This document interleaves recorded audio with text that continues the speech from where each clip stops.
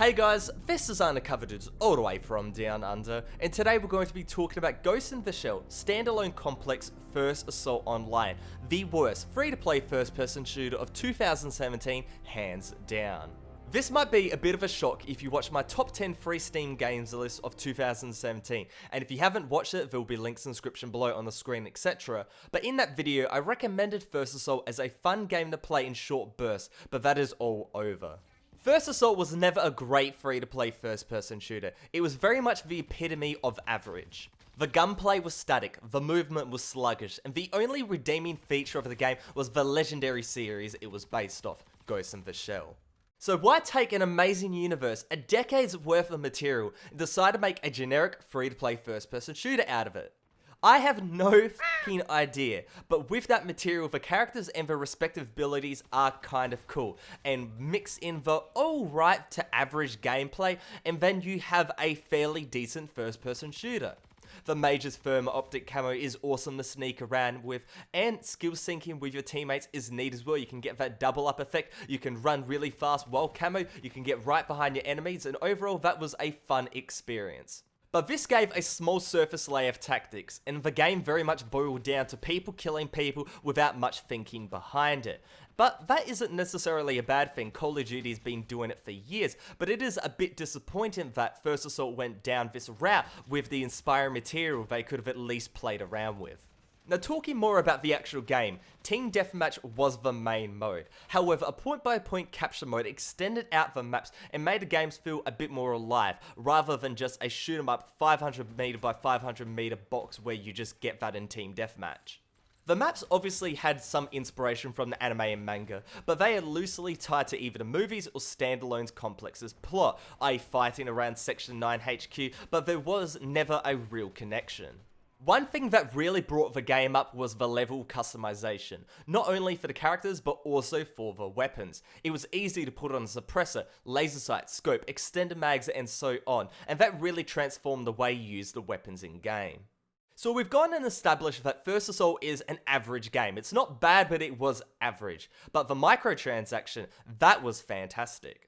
Everything in-game was able to be purchased with in-game currency, with skins being able to be purchased with real-life money. The weapons and attachments were also all permanent, which was great, and even if they cost a little bit, gaining in-game currency wasn't the most difficult thing in the world. If you're like me when I was 12 years old, I couldn't use my parents' credit card in order to go and buy virtual items in a free-to-play first-person shooter. So back in that day, I had to just keep grinding, and that's what I would have done in First Assault, and it would have been a-okay, because in the end of it, I could have unlocked every single weapon. But now I'm 20 years old, I got a little bit of money in my pocket, I can go and buy these DLC packages, and in the end of it, there's no difference between me paying, and there's no difference between me grinding, and that is the way a free-to-play first-person shooter model should be. So we've got a fairly generic gameplay structure, fairly generic movement structure, but around that we've got a few cool modes, we've got a few cool maps, a lot of customization, a great transaction model, and so overall it was an average to good free-to-play first-person shooter, and that's why I chucked it on my top 10 Steam list at the start of this year. So now the next question is, what happened? Well, over the last month or so, I started to get comments that were saying to go and stay away from First Assault on that top 10 video. I then looked a little bit further and saw that First Assault had a mostly negative recent rating on Steam compared to the mixed or positive overall that I saw when I first recommended it. I decided to go digging and I discovered two things. First, on the 15th of July, the developers Neeple pushed out the First Assault The Future Is Now Renewal update, akin to a complete revamp of the game. A complete revamp it was, but in the completely wrong direction. Initial impressions looked good. The rather lackluster UI had undergone a complete overhaul, but the rest of the update was utter trash. The developers decided to lock certain weapons to certain characters, which makes absolutely no sense, and furthermore the weapons don't fit the respective roles. Borma is a tanky character. He has nano gel armor. That means he can run right up in the front lines and absolutely demolish the opposition. And that's perfect for using a shotgun. But you can't use the shotgun on Borma for some reason. Then you have Maven, who has a massive shield. And what do you do behind massive shields? You spray and pray. So what gun is perfect for spraying and praying? A machine gun? but you can't go and use a machine gun. It makes absolutely no sense. For a lot of people, this killed the gameplay, and for me, it killed the gameplay as well when I went to try it, because I like running, unconventional combos. I don't like being limited, and I'm being limited in basically the worst way possible. This massive renewal update also brought in a lot of big changes to the HP and armor of the operatives, and a complete rework of the weapon stats when it ruined the balance of the game for good, because now you have characters a little bit more tanky, you have characters a little bit less tanky, and then you've got these weapons that are all over the place, nobody knows the time to kill anymore. It makes it so much more complicated in order to go and work out, and then overall the game just turned into a massive mess. The backlash was insane. The 1000 daily plays was slashed in half to 500, and now the game barely hits a 400 player 24-hour peak. The reviews on Steam went downhill, and Nexon did what Nexon does, and on the 22nd of August, the complete closure of First Assault was announced, and it was announced that the game servers will be shut down on the 6th of December 2017. From there, all DLC was immediately pulled from the Steam store, all weapons were heavily discounted, but the damage had been done. Within my Combat Arms groups, I predicted the death of First Assault many months ago.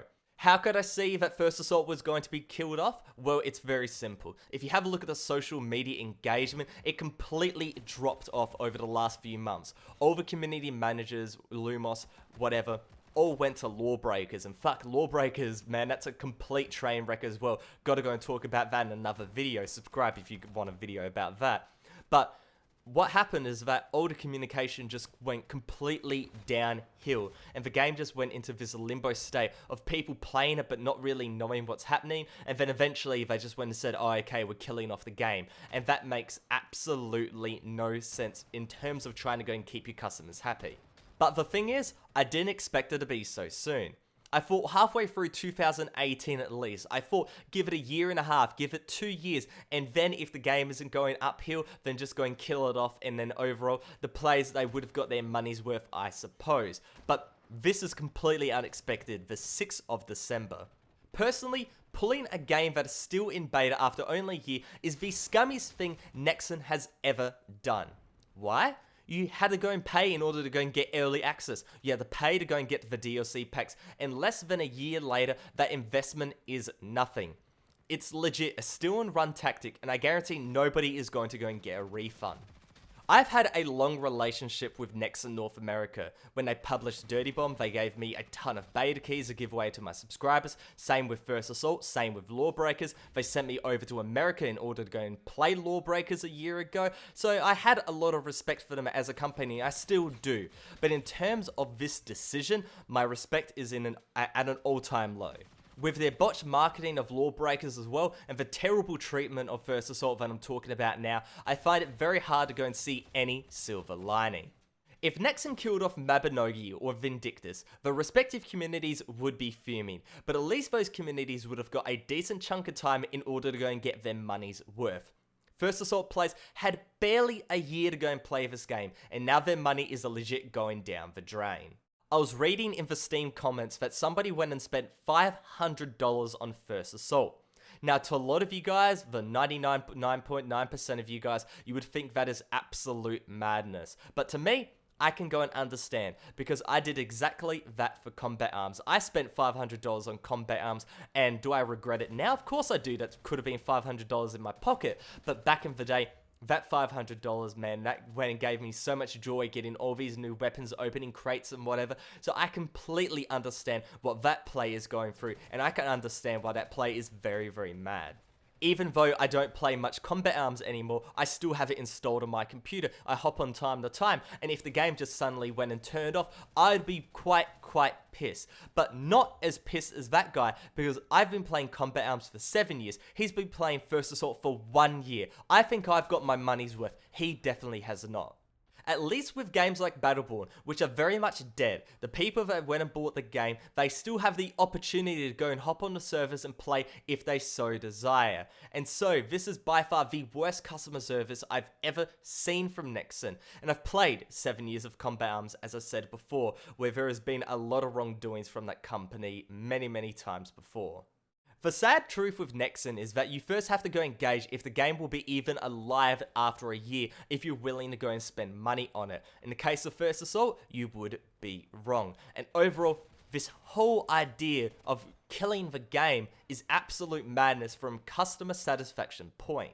Now go to the other side, let's go and talk about Nexon. It's very clear why they went and did this.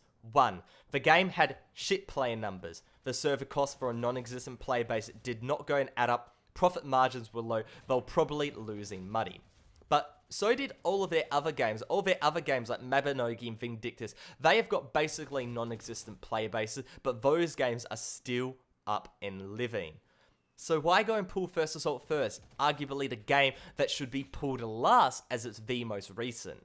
Well, Neeple and Nexon must have came to an agreement that an update like they did, that renewal update, had completely gone and tarnished the already average reputation of First Assault. And from there, they just went engaged that it was unrecoverable. They could not go and recover this game and it had to be killed. Will many people care about First Assault dying? Not really, to be honest.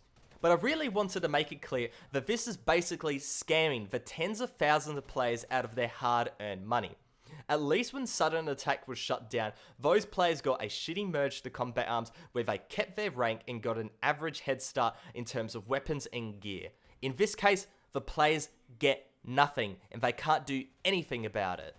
I honestly don't get why Nexon is going and doing this. Have a look at Hi-Rez with Tribes Ascend. When Paladins and Smite got insanely popular, they completely abandoned development on Tribes. But they kept the servers online. The players that really enjoyed Tribes could still go and play it. And I hop on Tribes once in a while. I find 1 or 2 Australian rooms and I have a lot of fun playing a game that I played when I was like 13, 14 years old. I get a little bit of nostalgia, but it's still a really cool free-to-play first-person shooter. I personally don't feel the same way about First Assault, but I guarantee that some people do. With Nexon just going and kicking in the bucket with that update. They went and put the update across, people hated it and said, well fuck, nobody likes it anymore, let's go and kill the game. What could they go and do? Revert the update. Go and keep it, try to go and revive it. They'll go and give a little bit of news. I would go and definitely report on it. I would go and say, Nexon, Neeple admitted their mistake. I would have made a great video on that, going and praising them. But look what I'm doing now. I'm going and making basically a roasted video because they're going and dogging the community of people that really do want to go and play this game. And the community is more active than a lot of the other games on their repertoire.